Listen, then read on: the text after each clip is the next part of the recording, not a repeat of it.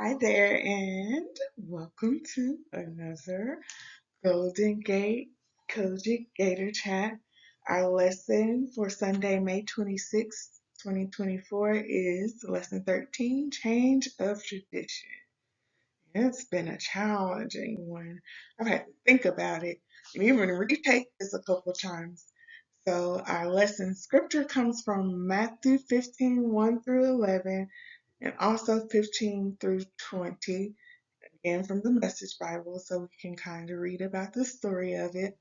Feel free to give any comments in Golden Gator Chat email or even in the comments of this. And let's get into our scripture. We'll talk about the story a little bit at the end. After that, Pharisees and religion scholars came to Jesus all the way from Jerusalem criticizing, "Do your disciples play fast and loose with the rules?" But Jesus put it right back on them. "Why do you use your rules to play fast and loose with God's command?" God clearly says, this is an example. God clearly says, respect your father and mother, and anyone denouncing father or mother should be killed. That was one of the rules. But you weasel around that by saying, whoever wants to can say to father and mother, "What I owed you or owed to you, I've given to God." That can hardly be called respecting a parent. You cancel God's commands by your rule. Frauds or even hypocrites. Isaiah's prophecy of you hit the bullseye. These people make a big show of saying the right thing, but their heart isn't in it. They act like they're worshiping me, but they don't mean it. They just use me as a cover up for teaching whatever suits their fancy.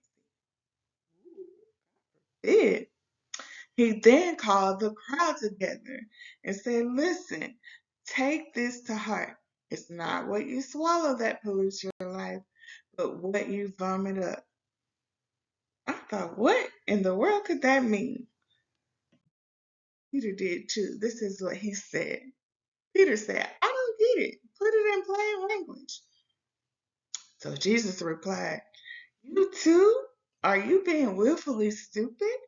Don't you know that anything that is swallowed works its way through the intestines and is finally defecated or comes out? What comes out of the mouth gets its start in the heart. It's from the heart that we vomit up evil arguments, murders, adulteries, fornications, thefts, lies, and cussing. That's what pollutes. Eating or not eating certain foods, washing or not washing your hands, that's neither here or there."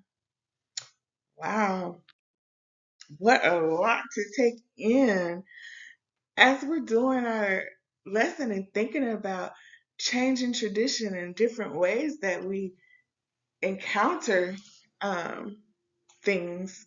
We want to keep in mind that a lot of these things are influential to us, and so we want to be careful about what influences us. And we also want to give, which is a change of tradition, a different way of us doing our lesson, even doing this here. So we want to be able to give others um, and give each other encouragement with good things, not just some of the other things that we're able to put into us. We want to have good things to pour into us.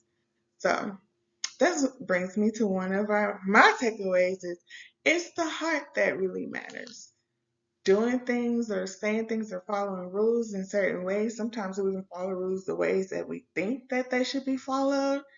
And that might not exactly be according to the rule, but what's the heart posture, what is really intent in your heart, that's what really matters.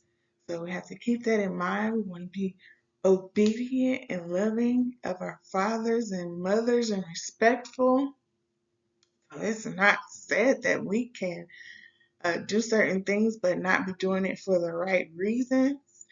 We also think about the things that we input or listen to, because scripture talks about what's in our heart, what gets into us, what we put into us, it's gonna come out in certain types of ways.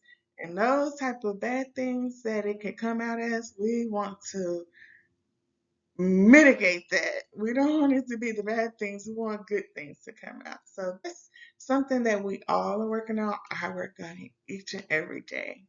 But it's encouraging. How can changing traditions be encouraging? Because as we work and grow together, we learn about different things. Some things that we might not have known, because we get to change the tradition of how we do it. We get to see things from different perspective and be inclusive of different things. So our story, this time I didn't begin with our story because it has so much in the scriptures, but our story talked about a young man whose principal was going to change the way they did their spelling bee. And he was excited because that might give him more chances to win. He had been successful in winning in previous years, but the new change was also encouraging him that he might be able to get the win and go a little bit further in his winning this time around and this year from our lesson of scripture.